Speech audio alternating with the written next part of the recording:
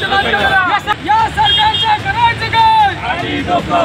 हुकुमशाही सरकारचं। राज्य सरकारकडून लागू करण्यात आलेल्या जनसुरक्षा विधेयक कायद्याविरोधात आज महाविकास आघाडीचे नेते राज्यभरात आंदोलन करत आहेत। रायगड जिल्ह्यात देखील ठिकठिकाणी महाविकास आघाडीचे कार्यकर्ते या आंदोलनात उतरले आहेत। महाड शहरातील छत्रपती शिवाजी महाराज चौकामध्ये या कार्यकर्त्यांनी सरकारविरोधात जोरदार घोषणाबाजी करत जनसुरक्षा कायद्याला विरोध केला। सरकारने काढलेला हा कायदा जनतेचं तोंड दाबण्याकरता अंमलात आणलाय असा आरोप राष्ट्रवादी शरद पवार गटाचे जिल्हाध्यक्ष रवींद्र चव्हाण यांनी करत हल्लाबोल केला। यावेळी शरद पवारांची राष्ट्रवादी, ठाकरेंची शिवसेना, शेकाप इतर पक्षीय कार्यकर्ते या आंदोलनात सहभागी झालेत। जनसुरक्षा विधेयक कायदा लादला तर इंग्रजांना भारतीयांनी पळवलं तशी वेळ या सरकारवर आल्याशिवाय राहणार नाही असा इशारा यावेळी कार्यकर्त्यांनी सरकारला दिला। बीजेपीचं महाराष्ट्रात आलेलं जे सरकार आहे हे मतचोरीतून निवडून आलेलं सरकार आहे। या सरकारविरुद्ध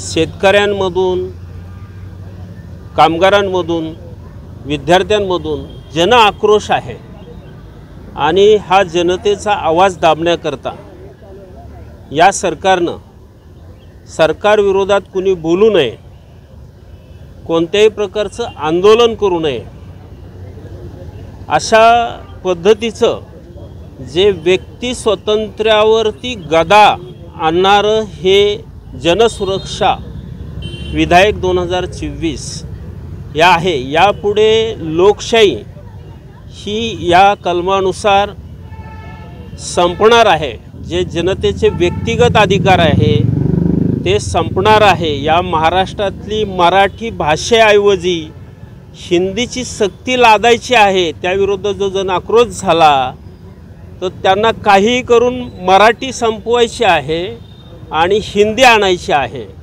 म्हणून करता हा कायदा आणला आहे। मुंबई गुजरातला द्यायची आहे म्हणून हा कायदा आणलेला आहे। मुंबईमधील लालबागचा राजा आज आपण पाहतोय की गुजरात्यांच्या ताब्यात दिलेला आहे, आता मुंबई देखील देणार आहेत।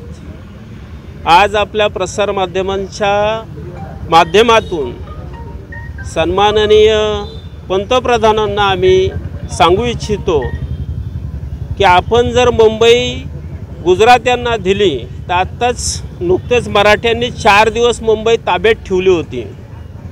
आम्ही आघाडी पुन्हा एकदा पूर्ण मुंबईमध्ये घुसू आणि मुंबई आम्ही आमच्या ताब्यात खिचून आणू।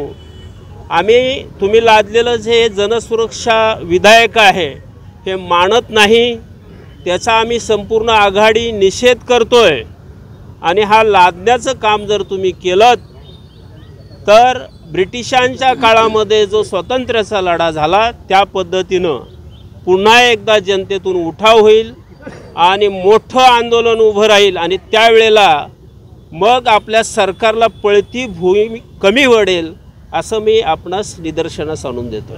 हा कायदा लोकांच्या हिताचा नसून लोकांना कसा हानिकारक आहे, लोकांच्या पत्त्या मुळावर कसा उठणार आहे की लोक एखाद्या गोष्टीवर आंदोलन करू शकत नाहीत।